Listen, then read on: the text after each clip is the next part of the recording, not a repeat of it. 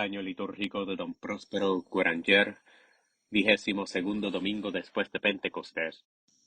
Misa. Según Honorio de Autun, la misa del día se refiere al tiempo del Anticristo. La Iglesia lanza su mirada en lo que está por venir sobre el reino de este hombre de pecado, y como sintiendo ya los golpes de la tremenda persecución de los últimos días, tome el introito del Salmo 129. Si queremos una aplicación actual y siempre práctica, dada nuestra miseria, en coincidencia con el sentido profético con que hoy van revestidas las palabras de este salmo. Recordemos el Evangelio de la semana anterior, que en otro tiempo era el de este domingo. Cada cual se reconocerá en la persona del deudor insolvente que solo confía en la bondad de su Señor, y nosotros exclamaremos en la confusión de nuestra alma humillada: si escudriñases nuestras iniquidades, Señor, ¿quién podría resistir? Introito. Si escudriñares nuestras iniquidades, Señor, Señor, ¿quién podría resistir? Pero en ti está el perdón, oh Dios de Israel. Salmo. Desde lo profundo, clamo a ti, Señor. Señor, escucha mi voz. Gloria al Padre. Acabamos de dar ánimos a nuestra confianza, cantando que en Dios hay misericordia. Él mismo es el que da a las oraciones de su Iglesia su acento piadoso, porque desea oírla. Pero se nos oirá a nosotros también con ella, si rogamos como ella según la fe, es decir, conforme a las enseñanzas del Evangelio. Rezar según la fe, hoy pues, equivale a perdonar a nuestro prójimo las deudas contraídas con nosotros. Si a su vez pedimos nosotros también ser absueltos por el Señor de todos. Colecta. Oh Dios, refugio y fortaleza nuestra, oye las piadosas preces de tu Iglesia, tú que eres el mismo autor de la piedad, y haz que lo que pedimos fielmente lo consigamos eficazmente, por nuestro Señor Jesucristo. Epístola. Lección de la epístola del apóstol San Pablo a los Filipenses. Hermanos, confiamos en el Señor Jesús que Él comenzó en vosotros la buena obra, la perfeccionará hasta el día de Jesucristo. Es justo que yo sienta esto de todos vosotros, porque os tengo en el corazón, y en mis cadenas y en la defensa y confirmación del Evangelio, todos vosotros sois los compañeros de mi gozo, porque Dios me es testigo de cuánto os amo a todos vosotros en las entrañas de Jesucristo. Y lo que pido es que vuestra caridad crezca más y más en ciencia y en todo conocimiento, para que probéis cosas mayores, para que estéis puros y sin mancha el día de Cristo, llenos de frutos de justicia por Jesucristo, para gloria y loor de Dios. En el alma de San Pablo. San Pablo, en nombre de la Iglesia, de nuevo nos advierte que se acerca el fin, pero a este último día que en el domingo pasado llamaba día malo, le llama hoy por dos veces en el corto pasaje de la epístola a los Filipenses, que acabamos de oír el día de Cristo Jesús. La carta a los Filipenses rebosa confianza y por ella se desborda la alegría, y con todo nos señala la cruel persecución contra la Iglesia y el enemigo, que se vale de la tempestad para excitar las malas pasiones aún dentro del rebaño de Cristo. El apóstol está encadenado, la envidia y la traición de los falsos hermanos aumenta sus males, pero la alegría domina en su corazón por encima de los padecimientos porque ha llegado ya a la plenitud del amor, en que el dolor da vida a la divina caridad. Para él, Jesucristo es su vida y la muerte una ganancia. Entre la muerte que respondería al más íntimo deseo de su corazón entregándole a Cristo y la vida que multiplica sus méritos y el fruto de sus obras, no sabe qué escoger, y en efecto, que pueden en él las consideraciones personales. Su actual alegría, su alegría futura, consiste en que Cristo sea conocido y glorificado, y poco le importa de qué manera. No se equivocará en su esperanza, ya que la vida y la muerte terminarán por glorificar a Cristo en su carne. La oración de San Pablo. Así se explica la indiferencia sublime en que está el alma de San Pablo, indiferencia que es la cumbre de la vida cristiana y que no se parece nada, claro está, al nirvana fatal en el que pretendieron los falsos místicos del siglo XVII encerrar el amor. A pesar de la altura a que ha llegado en el camino de la perfección, ¿qué ternura prodiga a sus hermanos el convertido de Damasco? Dios es testigo, dice, de la ternura con que os amo a todos en las entrañas de Jesucristo. La aspiración que le llena y absorbe es que Dios, que ha comenzado en ellos la obra buena, por excelencia la obra de la perfección, del cristiano que tiene su fin en el apóstol, la continúe y la termine en todos para el día en que aparezca Cristo en su gloria. Ruega para que la caridad esta veste nupcial de los benditos del Padre que Él ha desposado con el único esposo, los rodee de resplandor sin igual en el gran día de las bodas eternas. El liberalismo, ahora bien, el medio de que se desarrolle en ellos la caridad de un modo seguro, consiste en que crezca en la inteligencia y en la ciencia de la salvación, es decir, en la fe. La fe, en efecto, es la que pone la base de toda justicia sobrenatural. Una fe menguada, desde luego, sólo puede producir una caridad limitada. Cuantos engañan, por tanto, los hombres que no se cuiden de que la verdad revelada vaya a la par con el amor. Su cristianismo se reduce a creer lo menos posible, a proclamar lo inoportuno de nuevas definiciones, a reducir constante y científicamente el horizonte sobrenatural por miramientos con el error. La caridad, dicen, es la reina de las virtudes. Ella le sugiere hasta el modo de manejar la mentira, reconocer para el error iguales derechos que para la verdad. Es para ellos la última palabra de la civilización cristiana, que se funda en el amor, y pierden de vista que el primer objeto de la caridad es Dios, verdad sustancial, y olvidan también que no se hace acto de amor colocando igual nivel el objeto amado y a su enemigo mortal. Integridad de la fe. No lo atendían así los apóstoles. Para hacer germinar la caridad en el mundo, sembraban en él la verdad. Todo nuevo rayo de luz servía en el alma de sus discípulos para el amor.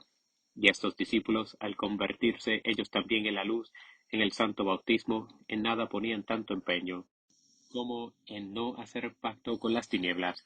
Renegar de la verdad en esos tiempos era el crimen más grande, exponerse por descuido a menguar sus derechos en lo más mínimo.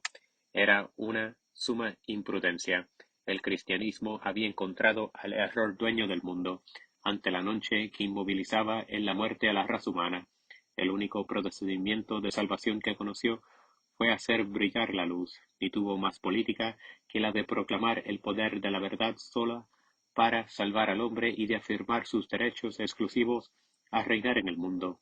Ese fue el triunfo del Evangelio después de 3 siglos de lucha encarnizada y violenta de parte de las tinieblas, que se creían soberanas y que como tales querían continuar de lucha serena y radiante de parte de los cristianos, cuya sangre derramada hacía crecer el contento, consolidando en el mundo el reino simultáneo del amor y de la verdad.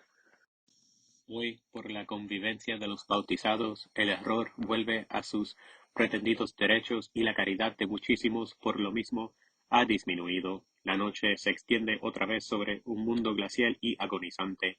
La línea de conducta de los hijos de la luz sigue siendo la misma que en los días primeros, sin inquietudes ni temores, contentos de sufrir por Jesucristo, como sus mayores y como los apóstoles, conservan como algo muy querido la palabra de vida, pues saben que, mientras en el mundo exista un rayo de esperanza, emanará de la verdad. Canta el gradual la dulce y fuerte unidad que reina y se conservará en la Iglesia hasta el fin mediante el amor. A su aumento nos exhorta la epístola, como lo recomendaba cual único medio de salvación para el día del juicio. El Evangelio que antiguamente se leía en este domingo. Gradual. Qué bueno y deleitoso es habitar como hermanos unidos, como el ungüento en la cabeza, que se escurre hasta la barba de Aarón. Aleluya, aleluya.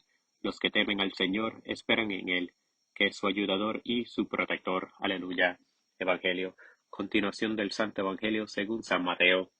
En aquel tiempo, yendo los fariseos, tuvieron consejo para sorprender a Jesús en sus palabras, y le enviaron sus discípulos con los herodianos, diciendo: Maestro, sabemos que eres veraz y que enseñas de veras el camino de Dios, y no te preocupas de nadie.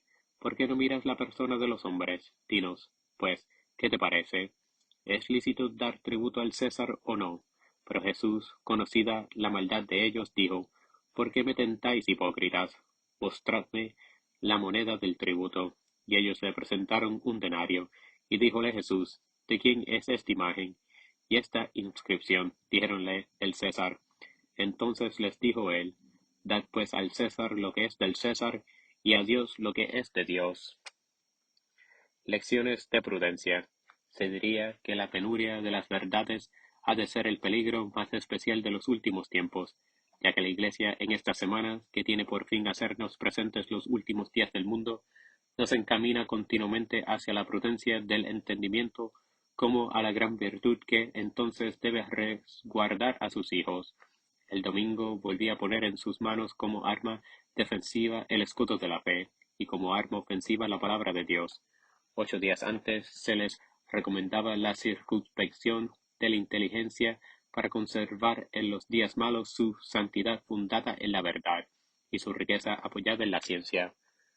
Hoy en la epístola se les proponían una vez más la inteligencia y la ciencia como suficientes por sí mismas para aumentar su amor y perfeccionar la obra de su santificación para el día de Cristo. El Evangelio concluye oportunamente estas lecciones del apóstol con el relato de un hecho sacado de la historia del Salvador, y las da la autoridad que lleva siempre consigo todo ejemplo que procede de la vida del divino modelo de la Iglesia. Y, en efecto, Jesucristo se nos manifiesta aquí como ejemplo de los suyos en los lazos que las intrigas de los malvados tienen a su buena fe. El tributo al César. Era el último día de las enseñanzas públicas del hombre Dios, la víspera casi de su salida de este mundo. Sus enemigos, tantas veces desenmascarados en sus astucias, intentaron un esfuerzo supremo. Los fariseos, que no reconocían el poder del César y su derecho al tributo, se unieron con sus adversarios, los partidarios de Herodes y de Roma, para poner a Jesús la cuestión insidiosa: ¿está o no permitido pagar el tributo al César? Si la respuesta del Salvador era negativa, incurría en la cólera del príncipe; si afirmativa, perdía todo crédito en el ánimo del pueblo. Jesús, con su divina prudencia, desconcertó sus ardides. Los dos partidos, unidos tan extrañamente por la pasión, se negaron a entender el oráculo que podía unirlos en la verdad, y sin duda ninguna al poco tiempo volvieron a sus querellas. Pero la coalición que contra el justo se formó se había roto; el esfuerzo del error, como siempre, se había vuelto contra ella, y la palabra que esa coalición había suscitado, pasando de los labios del esposo a los de la esposa, no dejaría ya de resonar en este mundo, en el que esa palabra forma la base del derecho social entre las naciones. La autoridad viene de Dios. Dar al César lo que es del César, y a Dios lo que es de Dios, repetían los apóstoles, y al proclamar muy alto que hay que obedecer a Dios antes que a los hombres, añadían: Sométase toda alma a los poderes superiores, pues no hay poder que no derive de Dios, y los que existan Dios lo ha establecido. Por consiguiente, el que resiste al poder resiste al orden establecido por Dios, y se atrae la condenación. Sed pues sumisos, porque es necesario; sumisos no sólo por el sentimiento del temor, sino también por el deber de la conciencia. Por la misma razón pagáis los tributos a los príncipes, porque son los ministros de Dios. La voluntad de Dios, esa es la fuente y la verdadera grandeza de toda autoridad entre los hombres. El hombre por sí mismo no tiene derecho a mandar a su semejante. El número no altera en nada esta impotencia de los hombres sobre mi conciencia, ya que, muchos o pocos, por naturaleza soy igual a cada uno de ellos, y añadir los derechos que cada uno tiene sobre mí es lo mismo que añadir la nada. Pero Dios, al querer que los hombres vivan en sociedad, por lo mismo quiso también que al frente hubiese un poder encargado de reducir las múltiples voluntades a la unidad del fin social. Da también a los acontecimientos que su providencia dirige, y hasta a los hombres en los orígenes de las sociedades, una gran amplitud para determinar la forma en que se debe ejercer el poder civil y su modo de transmisión. Pero una vez investidos regularmente, los depositarios soberanos del poder sólo dependen de Dios en la esfera de las atribuciones legítimas, porque de Él sólo les viene el poder y no de sus pueblos. que no se le podrían otorgar porque ellos tampoco le poseen, mientras cumplan las condiciones del pacto social o no conviertan en ruina de la sociedad el poder que recibieron para su bien. El derecho que tienen a la obediencia es el mismo de Dios. Ya recauden los tributos necesarios a su gobierno, ya restrinjan con las leyes que dan ellos en el comercio ordinario de la vida la libertad que permite el derecho natural, ya también publiquen edictos que lancen al soldado en defensa de la patria a una muerte segura. En todos estos casos, es el mismo Dios quien manda por ellos y quiere ser obedecido. Desde este mundo pone la espada en sus manos para castigo de los rebeldes. Él mismo castigará eternamente en el otro a los que no se hayan corregido. La ley obliga. Cuán grande es, pues, esta dignidad de la ley humana, que hace del legislador el vicario mismo de Dios, a la vez que evita al súbdito la humillación de rebajarse ante otro hombre. Mas, para que la ley obligue y sea verdaderamente ley, es natural que ante todo debe conformarse con las prescripciones y prohibiciones del Ser Supremo, cuya sola voluntad puede darla a su carácter augusto, haciéndola entrar en el dominio de la conciencia. Por esta razón no puede existir en el mundo una ley contra Dios, contra su ungido o su Iglesia. Desde el momento en que Dios no esté con el hombre que manda, el poder de ese hombre solo es una fuerza brutal. El príncipe o la asamblea que pretenda reglamentar las costumbres, la vida moral de un país en contra de Dios, merece la oposición y el desprecio de las personas valientes. Llamar con el nombre sagrado de la ley a esas lucubraciones tiránicas es una profanación, indigna de un cristiano y de todo hombre libre. La antífona del ofertorio y sus antiguos versículos hacen referencia igual que el introito, al tiempo de la última persecución. Las palabras están tomadas de la oración de Esther en el momento de presentarse ante Ausero para luchar contra Amán, figura del anticristo. Esther es figura de la Iglesia. Ofertorio. Acuérdate de mí, Señor, que dominas sobre todo poder, y pon en mi boca la palabra justa, para que agraden mis palabras al príncipe. Acuérdate que me he presentado ante ti. Convierte su corazón en odio de nuestros enemigos y de sus cómplices, y líbranos por tu poderosa mano, tú que eres nuestro Dios, para siempre. Rey de Israel, escúchanos tú, que guías a José como a una oveja. Acuérdate de mí, Señor.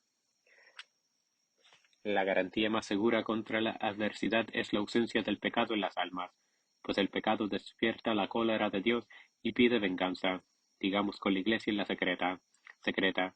Haz, oh Dios misericordioso, que esta saludable oblación nos libre incesantemente de nuestras culpas, y nos proteja contra toda adversidad por nuestro Señor Jesucristo. La antífona de la comunión nos hace notar, para después imitar, la perseverancia y la solicitud de las súplicas de la Santa Madre Iglesia. Comunión.